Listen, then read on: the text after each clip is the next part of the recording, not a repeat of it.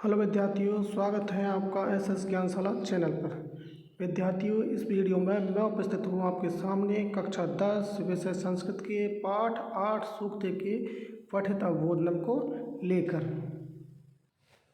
विद्यार्थियों, पाठ 10 अनुक्त के पठित अवबोधन का वीडियो हम पहले ही अपने चैनल पर डाल चुके हैं, जिसका लिंक आपको इस वीडियो की डिस्क्रिप्शन बॉक्स में देखने को मिल जाएगा। वहां जाकर वह वीडियो देख सकते हैं। तो आइए विद्यार्थियों, शुरू करते हैं आज का वीडियो। विद्यार्थियों, सबसे पहले हम प्रत्येक श्लोक के एक एक शब्द का अर्थ जानेंगे और साथ ही साथ इसका अनुवाद भी जानेंगे और साथ ही साथ प्रश्नों का सॉल्यूशन भी करेंगे। तो पहला श्लोक है, पिता यच्छति पुत्राय बाल्ये विद्याधनं महत् पिता अस्य किं तपस्तेपे इत्युक्ति तत्कृतगता। तो आइए विद्यार्थियों, सबसे पहले एक एक शब्द का अर्थ जानते हैं।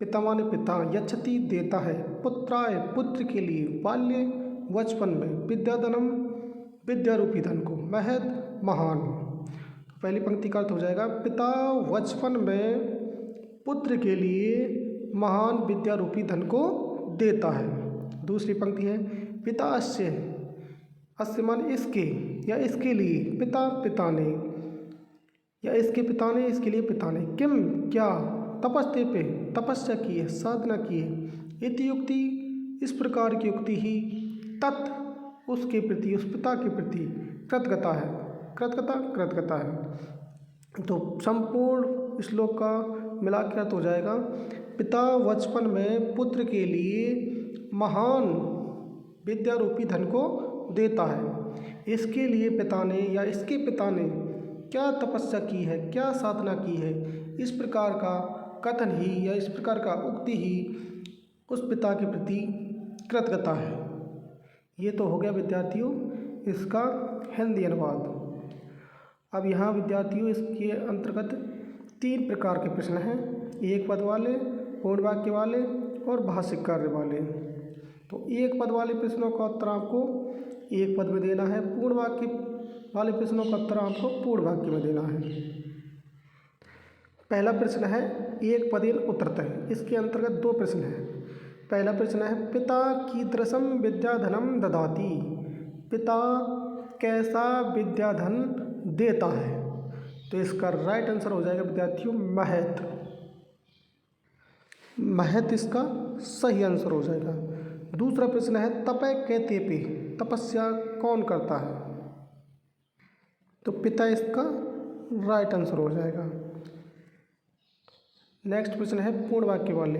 इसके अंतर्गत पहला प्रश्न है, पिता कस्मै विद्याधनं यच्छति, पिता किसके लिए विद्या रूपी धन को देता है। तो इसका राइट आंसर है, पिता पुत्राय विद्याधनं यच्छति, पिता पुत्र के लिए विद्याधन देता है।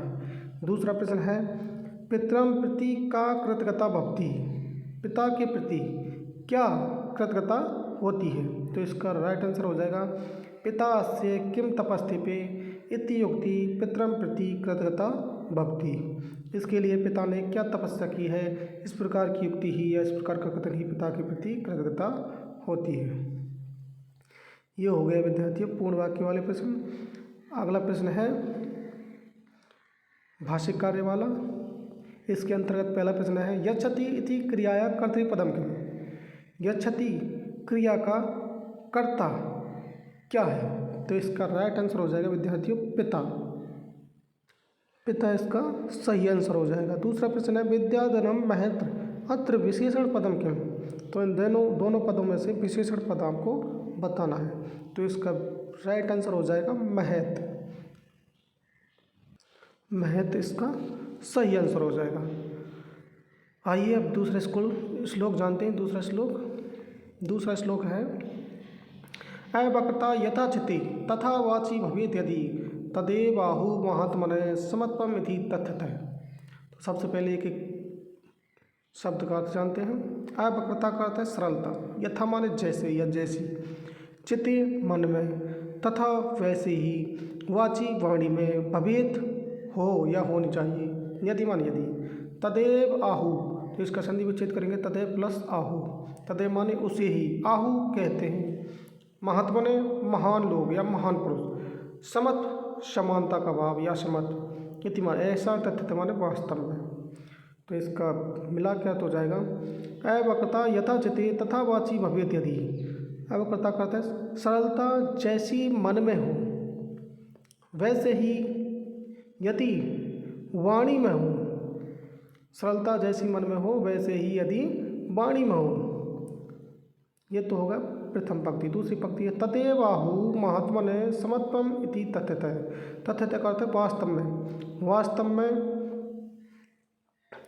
तदेव उसे ही आहु कहते हैं, महात्मने महान पुरुष, समत्वम समानता का भाव। तो जैसी सरलता मन में हो वैसे ही यदि वाणी में हो तो महान पुरुष वास्तव में उसे ही समानता का भाव कहते हैं। तो ये तो हो गया विद्यार्थी इसका हिंदी अनुवाद। आइए अब इसके प्रश्नों को जानते हैं। सबसे पहले एक पद वाले प्रश्नों का उत्तर जानते हैं। एक पद वाले प्रश्नों के अंतर्गत पहला प्रश्न है चिते का भवेत, मन में क्या होनी चाहिए। तो इसका राइट आंसर हो जाएगा अवक्रता। अवक्रता इसका सही आंसर हो जाएगा। दूसरा प्रश्न है अवक्रता कुत्र भवेत, सरलता कहाँ होनी चाहिए। तो इसका राइट आंसर हो जाएगा चिते वाची चय। चिते वाची चय इसका सही आंसर हो जाएगा। दूसरा प्रश्न है पूर्ण वाक्य वाला। इसके अंतर्गत दो प्रश्न हैं। पहला प्रश्न है मनसी वाची चय अवक्रता किम कथ्यते। मन और वाणी में सरलता को क्या कहते हैं। तो इसका राइट आंसर है मनसी वाची चय अवक्रता समत्वम कथ्यते। मन और वाणी में सरलता को समत्व कहते हैं या समानता का भाव कहते हैं। दूसरा प्रश्न है महात्मा ने तथ्यतः किम समत्वम आहु। महान पुरुष वास्तव में किसे समत्व कहते हैं। तो इसका राइट आंसर है विद्यार्थियों मनसी वाची चय समान रूपेण अवक्रता महात्मा ने तथ्यतः समत्वम आहु। मन और वाणी में समान रूप से सरलता को ही महान पुरुष वास्तव में समानता का भाव या समत्व कहते हैं। नेक्स्ट प्रश्न है विद्यार्थियों भाषिक कार्य वाला। इसके अंतर्गत तीन प्रश्न हैं। पहला प्रश्न है आहु इति क्रियाया कर्तृपदम किम। आहु इस क्रिया का कर्ता पद क्या है। तो इसका राइट आंसर हो जाएगा विद्यार्थियों महात्मा ने। महात्मा ने इसका सही आंसर हो जाएगा। दूसरा प्रश्न है तथावाची भवेत यदि अत्र क्रियापदम किम। तो यहाँ इस वाक्य में आपको क्रिया बतानी है तो इसका राइट आंसर हो जाएगा भवेत। भवेत इसका सही आंसर हो जाएगा। तीसरा प्रश्न है भवेत इति क्रियापद से कर्तृपदम किम। भवेत इस क्रिया का कर्ता पद क्या है। तो इसका राइट आंसर हो जाएगा विद्यार्थियों अवक्रता। अवक्रता इसका सही आंसर हो गया। आइए विद्यार्थियों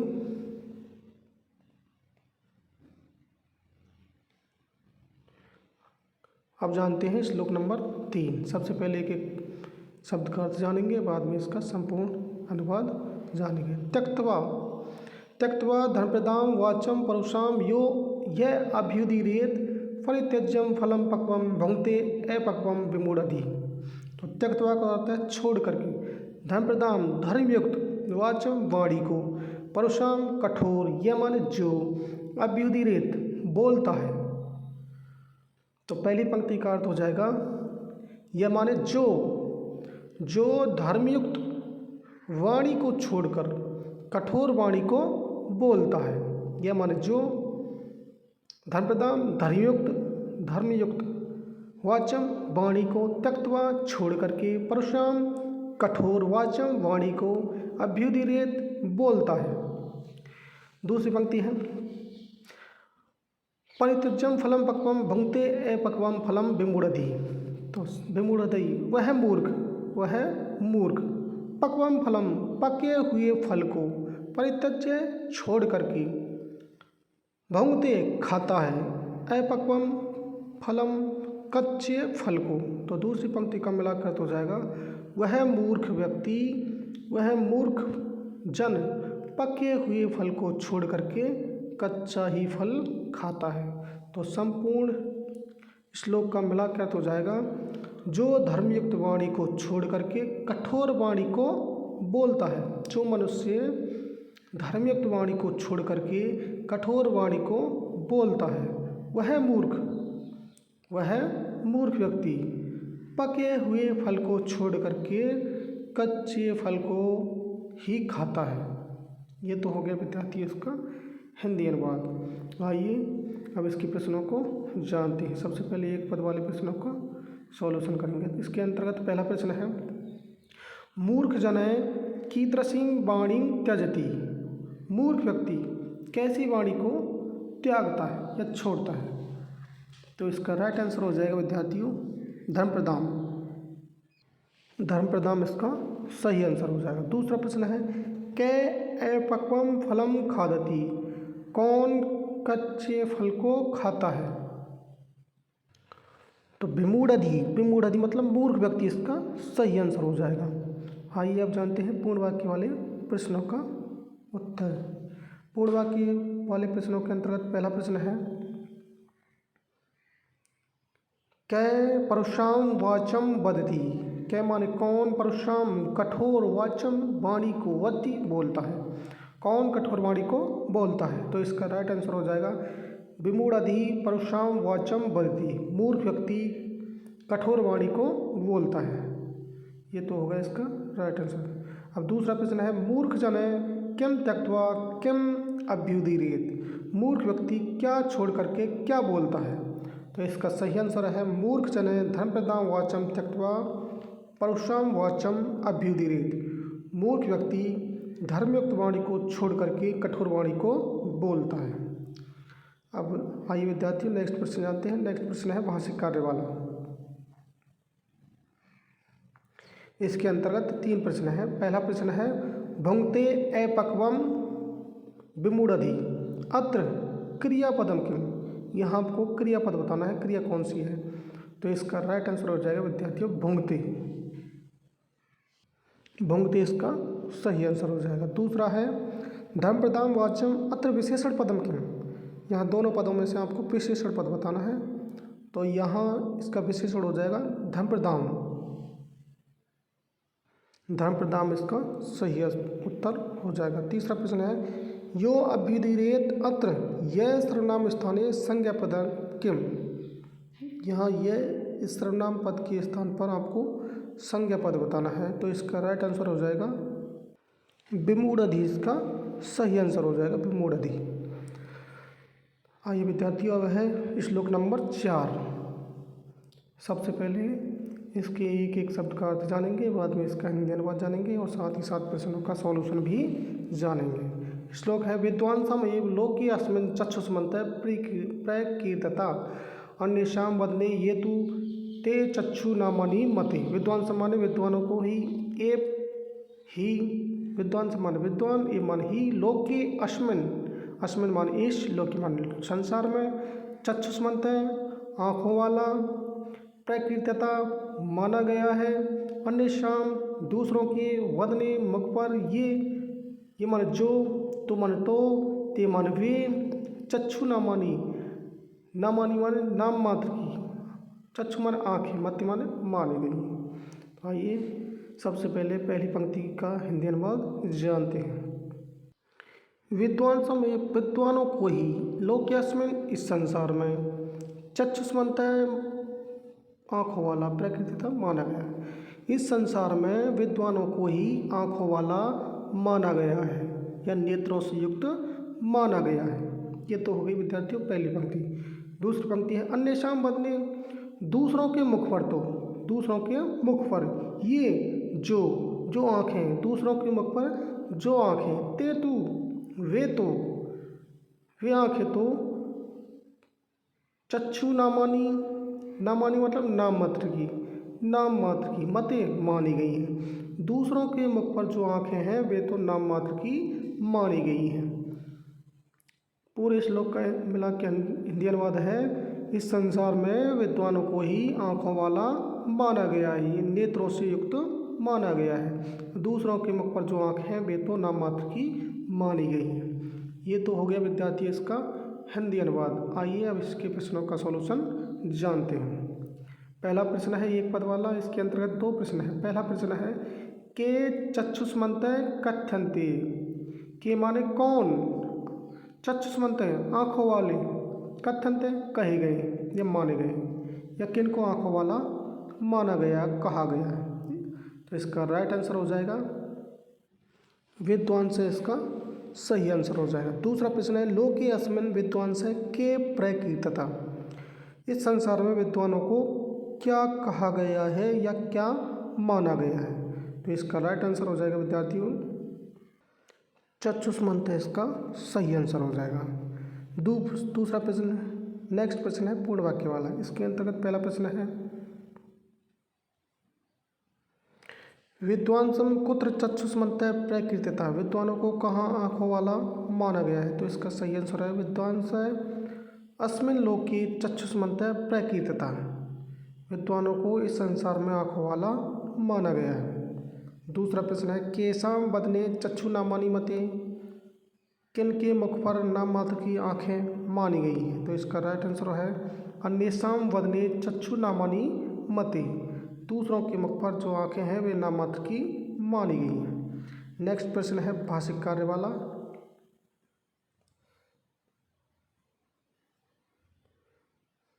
इसके अंतर्गत तीन प्रश्न हैं। पहला प्रश्न है ते चक्षुनामानि मते अत्र क्रियापदम किम। तो इसका राइट आंसर हो जाएगा विद्यार्थियों, यहाँ पर आपको क्रिया बतानी है, तो क्रिया हो जाएगी मते। मते इसका सही आंसर हो जाएगा। दूसरा प्रश्न है ते चक्षुष्मन्तः प्रकीर्तिता अत्र क्रियापदम किम। यहाँ पर भी आपको क्रिया बतानी है, तो इसका राइट आंसर हो जाएगा प्रकीर्तिता। प्रकीर्तिता इसका सही आंसर हो जाएगा। तीसरा प्रश्न है लोके अस्मिन् अत्र विशेष्य पदम किम। दोनों पदों में आपको विशेष्य पद बताना है, तो इसका सही आंसर हो जाएगा लोके। लोके इसका सही आंसर हो गया। अब श्लोक नंबर 5। आइए श्लोक नंबर 5 का हम हिंदी अनुवाद जानते हैं। सबसे पहले एक एक शब्द का अर्थ जानेंगे, बाद में इसका हिंदी अनुवाद जानेंगे। 5वां श्लोक है यत् प्रोक्तम येन केनापि तस्य तत्वार्थ निर्णय कर्तुम शक्यो भवेत् येन स विवेकः इति रत्।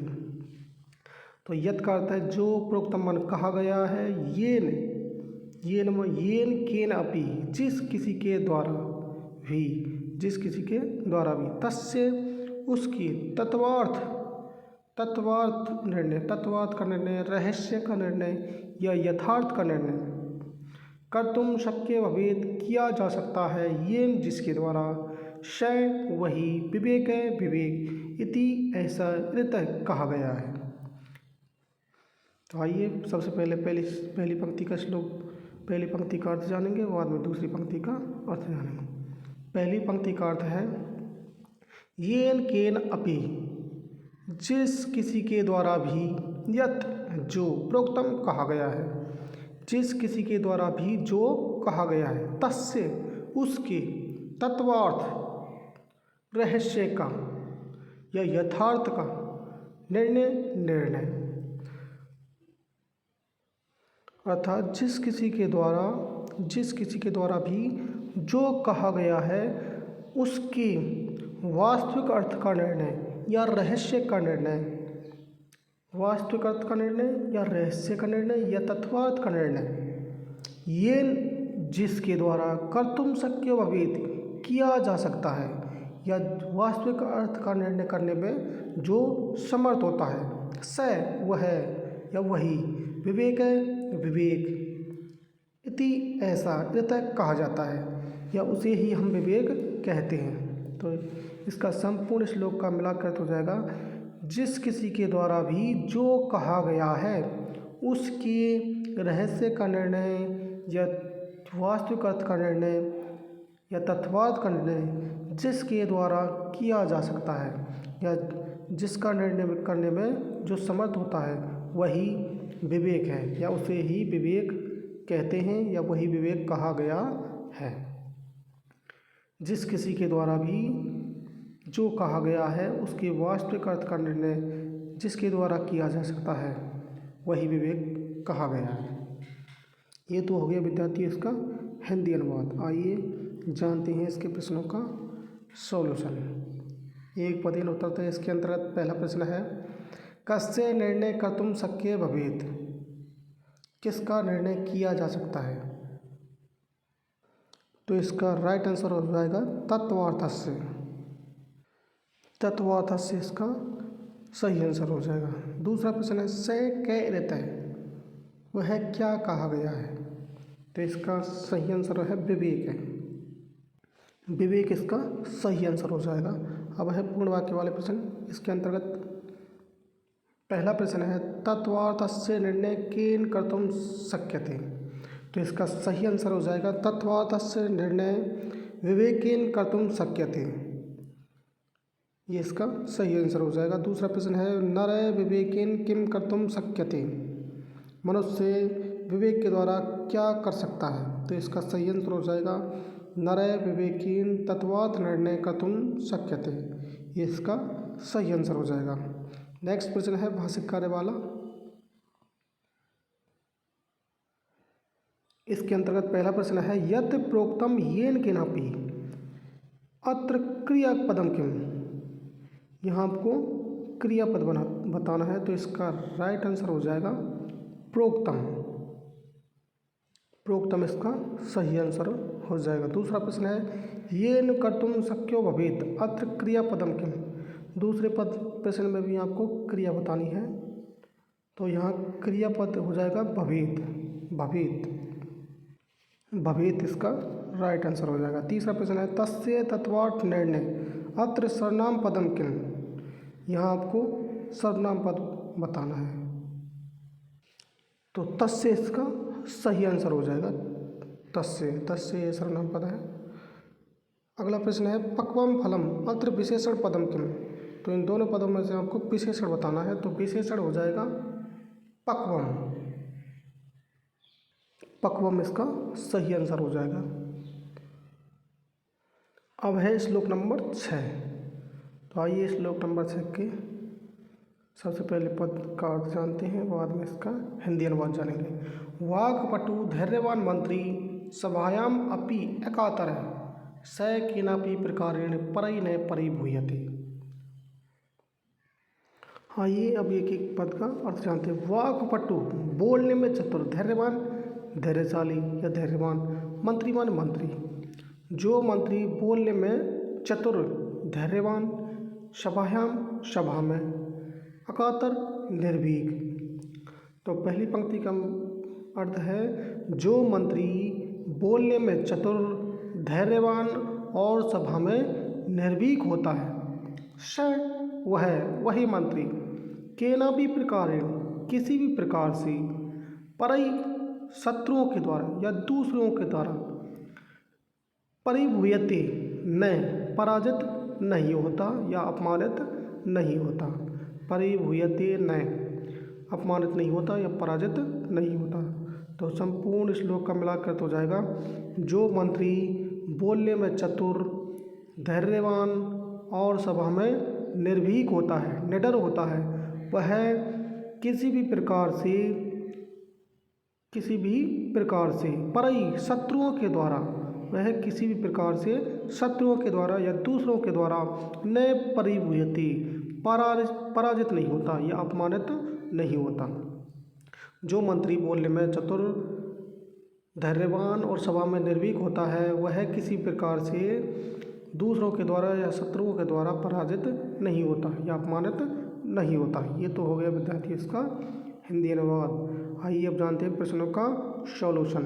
एक पदेन उत्तरतः पहला प्रश्न है, एक पदेन उत्तरतः। इसके अंतर्गत 3 प्रश्न हैं।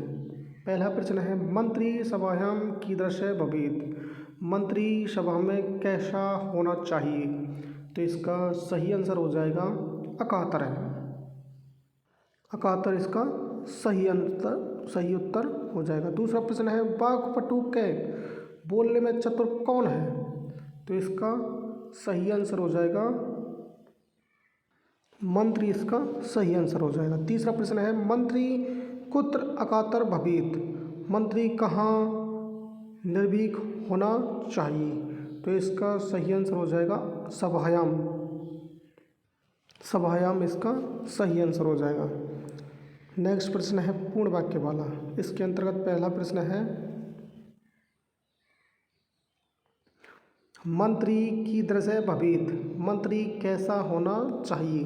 तो इसका सही आंसर हो जाएगा मंत्री वाक्पटु धैर्यवान सभायाम अकातर च भवेत्। ये इसका सही उत्तर हो जाएगा। दूसरा प्रश्न है केनापि प्रकारेण कै परई न परिभूयते, किसी भी प्रकार से दूसरों के द्वारा कौन पराजित नहीं होता है, कौन अपमानित नहीं होता है। तो इसका सही आंसर हो जाएगा केनापि प्रकारेण मंत्री परई न परिभूयते। ये इसका सही आंसर हो जाएगा। नेक्स्ट प्रश्न है भाषिक कार्य वाला।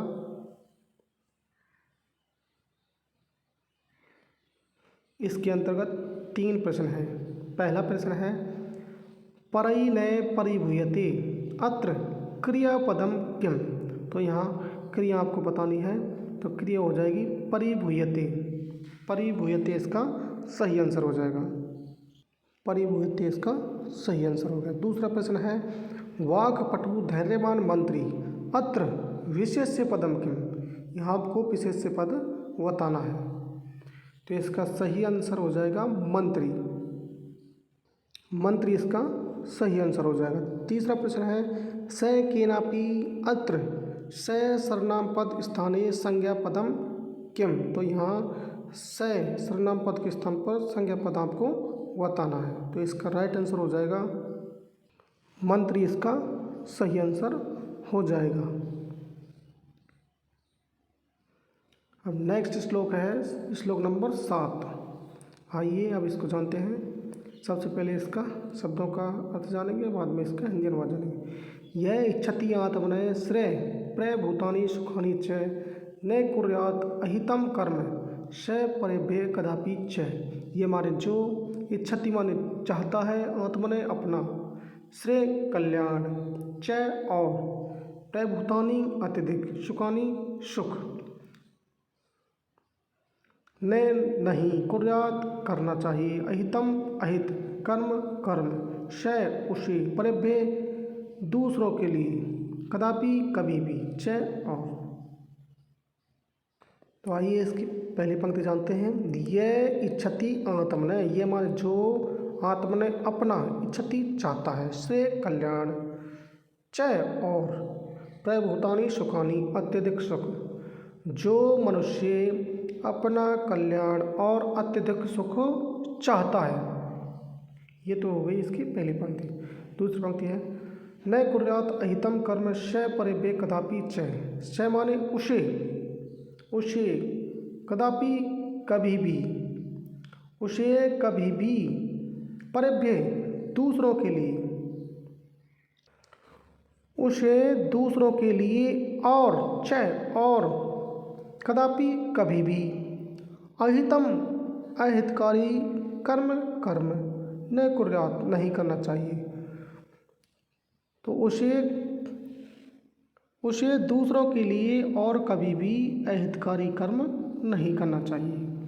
संपूर्ण श्लोक का मिलाकर तो हो जाएगा जो मनुष्य अपना कल्याण और अत्यधिक सुख चाहता है, उसे दूसरों के लिए और कभी भी अहितकारी कर्म नहीं करना चाहिए। ये तो हो गया विद्यार्थी इसका हिंदी अनुवाद। आइए जानते हैं इसके प्रश्नों का सॉल्यूशन। पहला है वही प्रश्न एक पद वाला। तो इसके अंतर्गत पहला प्रश्न है जने कस्य श्रेय इच्छति, मनुष्य किसका कल्याण चाहता है।